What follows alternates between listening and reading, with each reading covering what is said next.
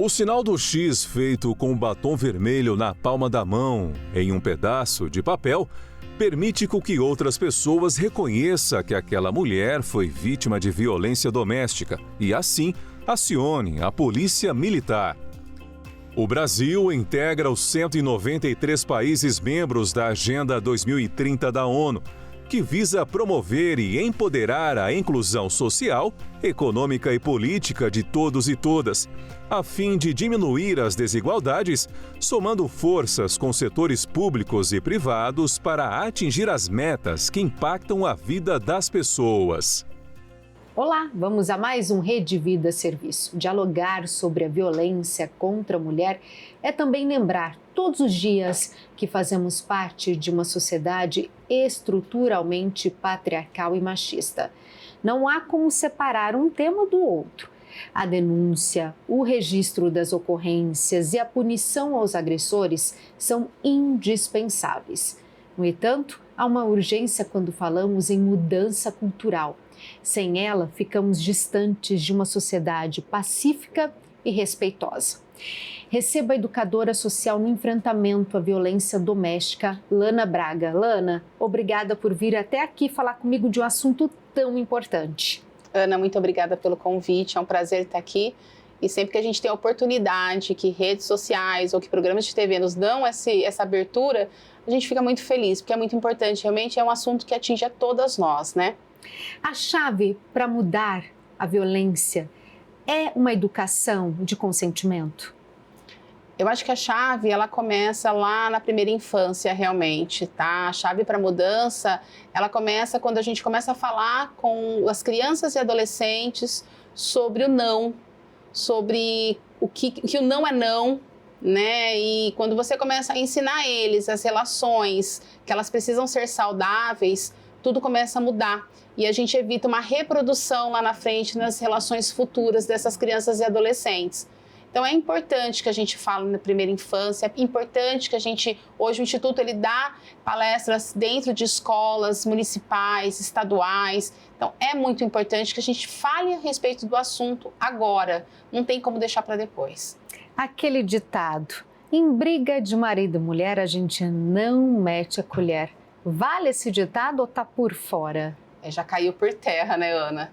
Hoje, em briga de marido e mulher, se mete a colher. Não tem como a gente ser... Eu costumo dizer que você acaba sendo cúmplice de uma violência, né? Então, é muito importante que quando você estiver presente numa violência, tá vendo uma briga, tá vendo que algo... E eu falo que não é qualquer briga, tá? Porque às vezes as pessoas tendem a achar que, nossa, então agora, se você viu um casal discutindo, você logo vai entrar dentro da briga. Não, não é isso. A gente tem que saber que aquele teor, aquele vizinho que está batendo na sua vizinha, que aquela briga de casal que você está vendo que está um pouquinho já inflamada, você tem que se meter, você tem que denunciar. Então, a gente precisa, sim, estar atento e não ser cúmplice disso.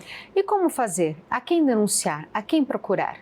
Essa denúncia anônima, como que funciona? Para quem está assistindo a gente? Bom, a denúncia, ela é anônima, tá? Então, você tem o 180 hoje, onde você pode fazer essa denúncia. Você tem, sim, hoje até você pode, através... Eu falo muito isso, porque às vezes a pessoa também, que está sendo agredida no caso, ela não quer ligar para o 180, ela tem muito medo, então ela pede para uma amiga estar fazendo esse telefonema. Então, o 180 é o caminho. Hoje, em São José do Rio Preto, nós temos o 135 também, que é a Patrulha Maria da Penha, que também é presente, vai até o local, faz todo o averiguamento dessa mulher, do que está acontecendo, e se em caso de que essa mulher precise ser retirada de casa, ela faz esse acompanhamento também dessa mulher. Então é muito importante a denúncia. A denúncia, ela faz com que essa agressão, ela cesse, ela pare. Então, assim, não precisa ter medo, você não está sozinha. Quais são as políticas públicas voltadas para o cuidado para a mulher que sofre a violência?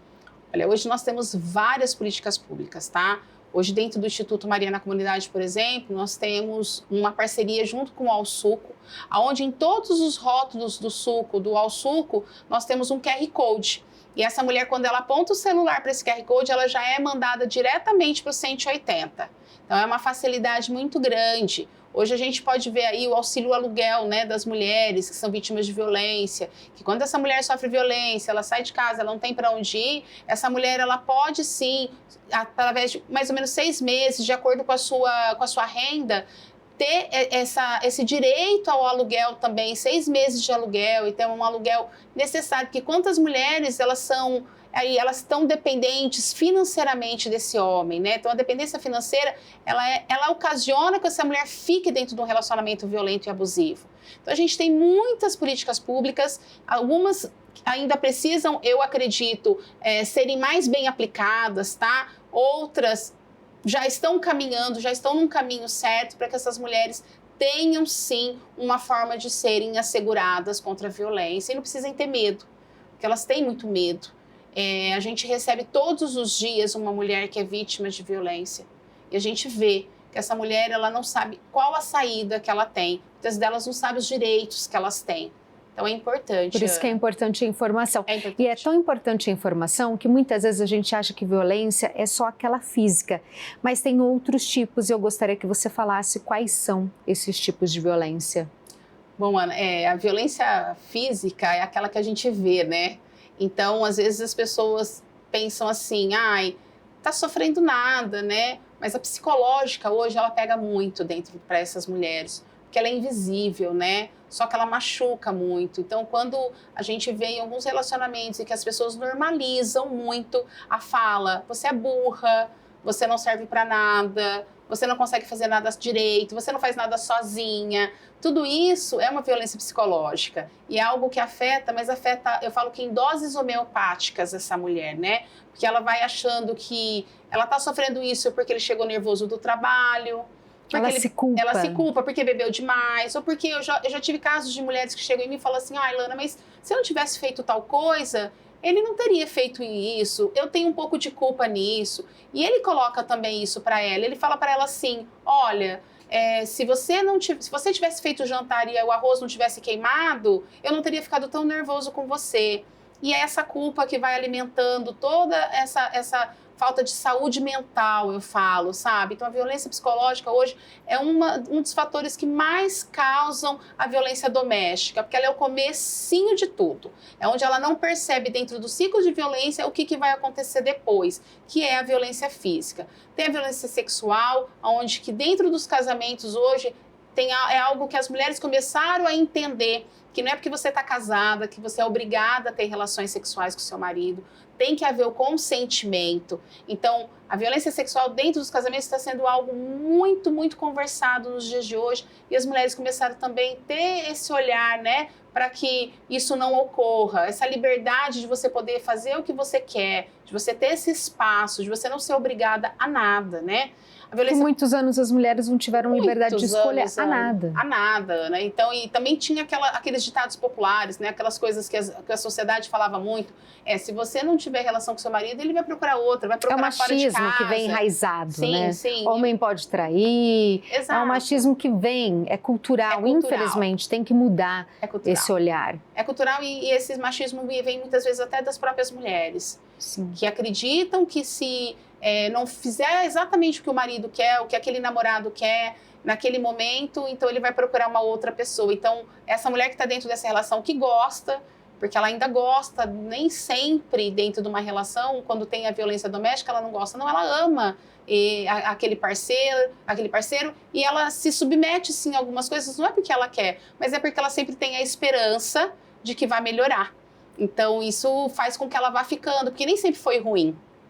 Teve momentos que foi muito bom. Eu falo que há um bombardeio de amor no começo dessas relações. E só depois que as coisas vão ficando difíceis. E quando vão ficando difíceis, e quando começa o abuso, começa toda essa humilhação, essa manipulação, ela já está muito envolvida dentro da relação, daquele relacionamento.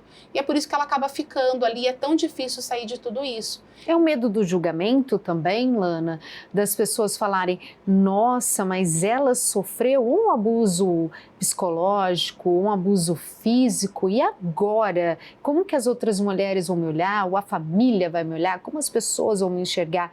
Você que convive, você que cuida de uma comunidade que acolhe essas mulheres, você acha que o medo do julgamento faz com que elas se calem? eu acho que o medo do julgamento é um dos fatores.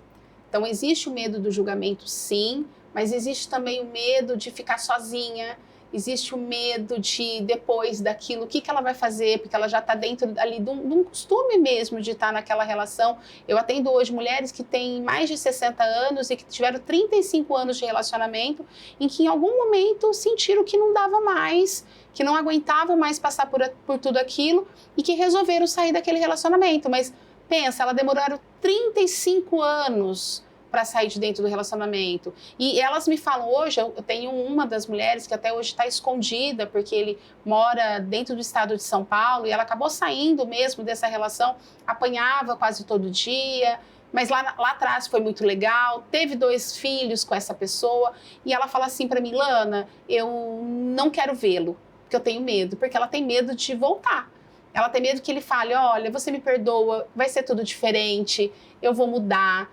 E é nesse ciclo que quando o que eu chamo de lua de mel, que ela vai voltar para dentro porque ela gosta. Porque ela gosta ainda. Há sentimentos dentro dessa relação.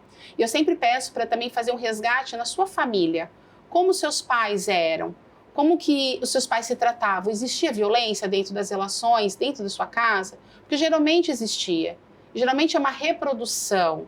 Então, essa mulher, ela faz o quê? Ela busca no parceiro exatamente aquilo que ela viu dentro de casa, porque ela normaliza essa violência. E o homem, ele vai tratar aquela mulher exatamente como ele viu o pai dele tratar a mãe ou a avó ser tratada. Então, é muito difícil esse julgamento, tanto para o homem quanto para a mulher, porque esse homem também se perdeu um pouco no meio desse machismo, desse patriarquismo. É tudo um conjunto. Tem que mudar a maneira que nós criamos os nossos meninos e nossas meninas. Vem daí, dessa educação que a gente dá em casa. É isso. É o respeito, é o acolhimento. Você falou dessa pessoa que foi criada e ela reproduz o que ela aprendeu em casa. Como que é para a criança? Então, que marcas que ficam para a criança que presencia um pai abusador? Olha, a gente hoje vê, infelizmente, muitas crianças que reproduzem.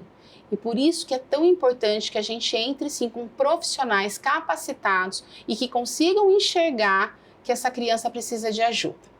Então, a gente vê hoje dentro das escolas, eu vejo a necessidade de psicólogo em todas as escolas. Para que esses psicólogos, esses profissionais que sejam capacitados para essa linha, eles possam enxergar naquela criança o porquê que aquela criança está tão agressiva, por que aquela criança às vezes maltrata um professor, por que essa criança às vezes maltrata o amigo, o bullying. É todo um processo muito difícil da gente explanar ele inteiro, porque são muitas fases desse processo, mas precisa-se de uma ajuda. Precisa que haja um profissional capacitado, porque você imagina, os professores, eles não estão lá para isso. Então, as pessoas, às vezes, querem julgar um professor que está dentro da sala de aula, mas ele não foi preparado para cuidar dessa criança. Então, aí, o que acontece? Dentro daquela escola, aquela criança, ela fala assim, é uma criança que dá muito trabalho, aí você expulsa aquela criança de uma escola, manda ela para outra. Aí, ela já vai com um pré-julgamento para aquela outra escola, todo mundo se afasta daquela criança, que é uma criança, vamos falar, criança problema, né, que se chamam. E aí a gente vê esses... É um estigma. Um estigma, e você vê aí esses casos igual aconteceu em Blumenau. Você vai vários casos acontecendo, mas você não vai fazer uma busca ativa do que aconteceu na vida dessa criança e também como que a sociedade tratou essa criança dentro da sala de aula, como que foi tratado isso? Isso foi cuidado? Foi visto que ela precisava de uma ajuda? Então, a violência doméstica, ela deixa marcas numa família toda. Não vai na raiz, né? Exato. No problema. Exato. Eu acho que porque você acha que a criança ali, se o professor tiver um tempo, um olhar atento, ele vai perceber que alguma coisa está errada ali no ambiente familiar. Vai perceber. Isso eu não tenho nem dúvida. Há essa percepção. A família, ela é, eu acho que a família é a base, né? E o que você vivencia dentro da sua casa é o que você apresenta e você aprende para você reproduzir lá fora. Não tem como ser diferente. Quando você chega na sala de aula, quando você é pequeno, o professor ele vai estar enxergando isso. Então, precisa desse olhar. A gente precisa de políticas públicas que, sim, visem melhorar a condição da saúde mental dessas crianças. Esse é o caminho. Não adianta. Futuro. É o nosso futuro. Então, hoje eu vejo meu filho, sabe, a Lei Maria da Penha de trás para frente, mas ele convive com alguém que trabalha com isso diariamente. Com Não cuidado. pode ser diferente. Então, a gente precisa entender que, sim, tem que ter uma reprodução positiva disso tudo, para a gente poder, daqui muitos anos, tá, Ana? Eu acho que daqui, assim, 80 anos, a gente vai estar bem longe, né? Mas daqui muito tempo é que a gente vai conseguir um reparo na história. E é essa semente que você tem plantado tão bem. Tentado plantar, a gente tem tentado fazer ações preventivas.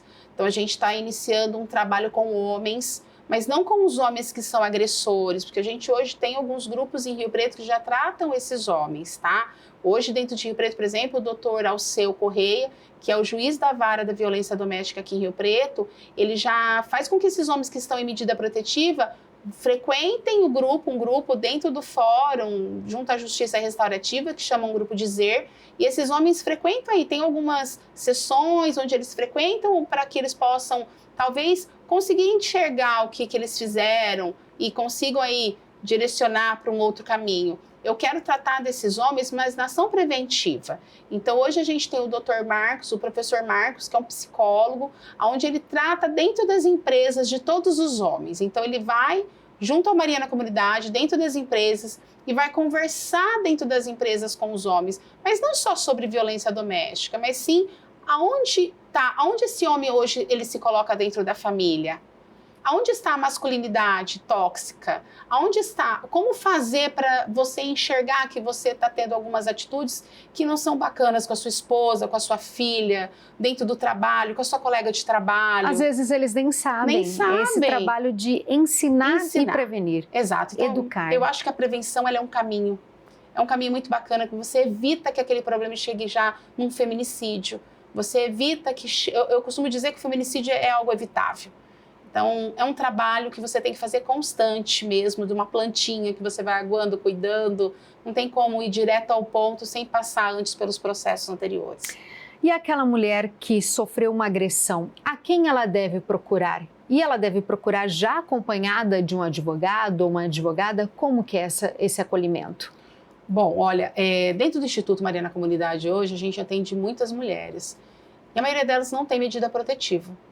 Então, eu costumo dizer que elas primeiro se fortalecem para depois poderem tomar alguma atitude. Isso eu estou falando, Ana, de mulheres que talvez estejam dentro de relacionamentos abusivos e violentos, mas que elas não quiseram ainda denunciar. Então, a gente faz todo esse trabalho de fortalecer essas mulheres para que elas possam denunciar em algum momento, ou se elas vão se separar desse homem em algum momento, ou se elas vão procurar uma terapia de casal para que elas... Porque eu não peço para todas as mulheres, engana-se quem pensa que eu chego nas mulheres e falo, olha, você tem que se separar. Ao contrário, a gente acredita que essas mulheres elas precisam se reencontrar, elas precisam entender o que elas estão vivenciando e a partir daí a gente vai tomar algumas decisões. Então, hoje a gente tem as psicólogas online e presencial que atendem essas mulheres. Agora, em caso de mulheres que já têm uma medida protetiva, que já foram da delegacia da mulher ou em outra delegacia. Porque as pessoas que estão assistindo a gente, às vezes na cidade onde elas estão, não tem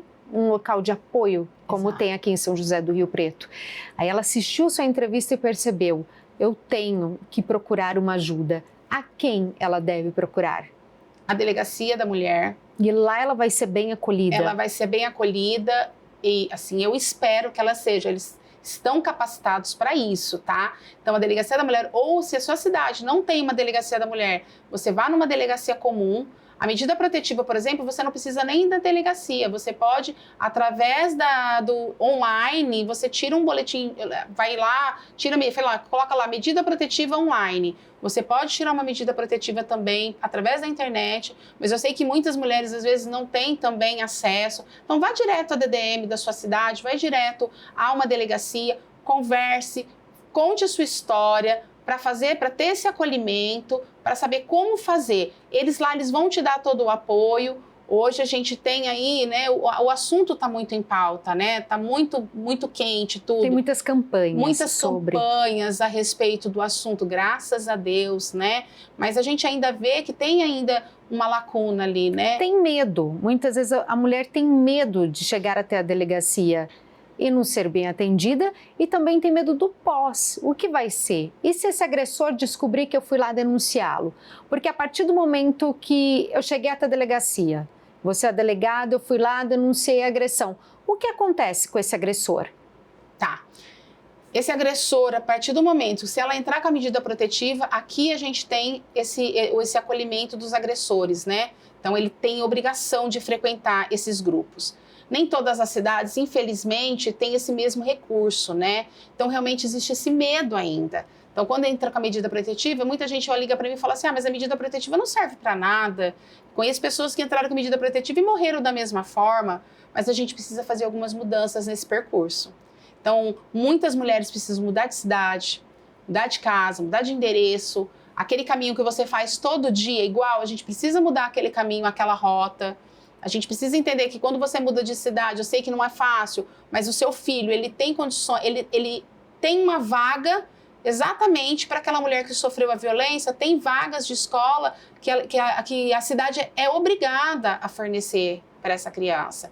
Então, tem alguns caminhos. Hoje a gente tem a guarda compartilhada aí, que se for dito que essa mulher, nessa separação, é em consequência violência doméstica, o homem perde a guarda fica com a mulher. Então, muitas mulheres também têm medo de se separar e perder a guarda dos filhos. Então, a gente tem vários caminhos, Ana, hoje, para que a gente consiga, sim, sair desses relacionamentos. É fácil? É imediato? Eu vou estar mentindo? Não é. É um processo. É um processo que a gente precisa entendê-lo para poder ajudar essa mulher. Então, sim, ela precisa procurar um profissional, por isso que eu sempre falo, que às vezes essa mulher está muito fraca emocionalmente. Então, a gente fala para ela simplesmente, olha, agora você que está aí, está sofrendo violência, sai daqui, vai lá na delegacia, denuncia. Não, pega alguém que você confia, conta para essa pessoa, pede para ela segurar sua mão, pega uma amiga, pega uma vizinha, vai lá na delegacia junto com você. Sempre veja uma rede de apoio. A rede de apoio ela é fundamental para que essa mulher consiga. Não se sinta sozinha. Não se sinta sozinha, porque sozinha é muito difícil você conseguir sair de dentro desse relacionamento abusivo. Porque esse agressor, esse abusador, ele acaba te colocando num cerco fechado. Então, ele vai afastando amigos, ele vai afastando família, e quando você vê, você está ali dependendo só dele, porque é isso que ele quer. Eles têm algumas atitudes típicas que se repetem? É meio que um modelo? É um modelo, é um modelo. Então, a sua mãe se mete demais na nossa vida, a gente não vai mais almoçar os domingos na casa da sua mãe.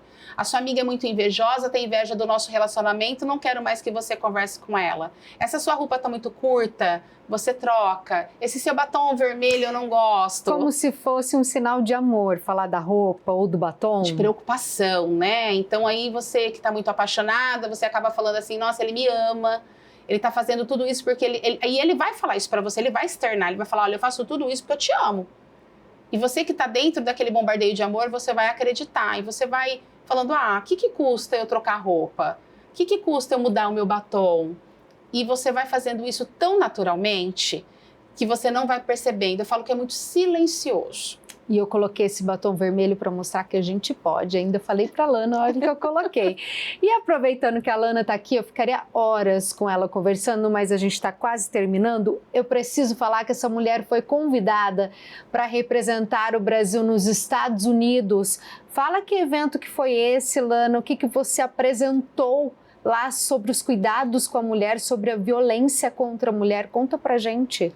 Bom, foi muito importante realmente a minha ida para lá. Eu estive em Orlando agora, há pouco tempo, onde eu estive na Fundação Hope and Justice, onde eles tratam também não só da violência doméstica, mas do combate também ao tráfico humano, algo muito sério, e também a violência física e abuso sexual infantil. Então, lá eu pude apresentar tudo que a gente está fazendo aqui no Brasil, especificamente dentro do Instituto Mariana Comunidade, aqui em São José do Rio Preto, todas as nossas campanhas, todas as nossas políticas que nós estamos aplicando diariamente para ajudar essas mulheres, e trouxe algumas coisas de lá também, Ana, até trouxe aqui para você. Mostra pra gente. Eles fizeram lá uma parceria com Olhos do Terra, então aqui ó, Hope and Justice, aonde esse olhinho essencial, então passando aqui na pele, ela pede para passar sempre aqui no pulso. É uma fragrância que ajuda essa mulher a superar emocionalmente. Então, assim, gostosa. ela traz um pouco de tranquilidade, E é muito de boa. autoconfiança. Então, eu acredito muito nesses óleos essenciais e eu achei muito bacana essa parceria. Fora que o Instituto também fez uma parceria com elas diretamente. A partir de agora, o Instituto Mariana Comunidade, junto com o Hope and Justice, é parceiro no combate à violência doméstica. Então, nós estamos muito felizes, porque a gente acredita que essa junção de forças é o que vai fazer a diferença. Então, eu consegui levar para elas algumas ideias e trouxe algumas coisas também para aplicar aqui dentro do Instituto. Então, foi, assim, maravilhoso, foi muito bom, foi muito legal. Você é uma luz, você é uma inspiração, que Deus te ilumine toda a sua caminhada, que você continue sendo essa força e esse amor, porque o trabalho que você faz é um grande diferencial na ajuda de tantas mulheres que com certeza precisam muito do seu apoio. A gente está terminando, deixa uma mensagem para quem está vendo a sua entrevista, que às vezes precisa desse ato de coragem para superar. Bom, você não está sozinha, procure sua rede de apoio. A violência doméstica, ela não é o fim. Quem ama não maltrata, quem ama não mata, quem ama não trata mal. Então, assim, tenha sempre essa consciência que não é sua culpa. E eu gostaria muito de dedicar toda essa minha fala à minha mãe, né? Hoje eu estou aqui e não de uma forma fácil, mas eu quero te agradecer.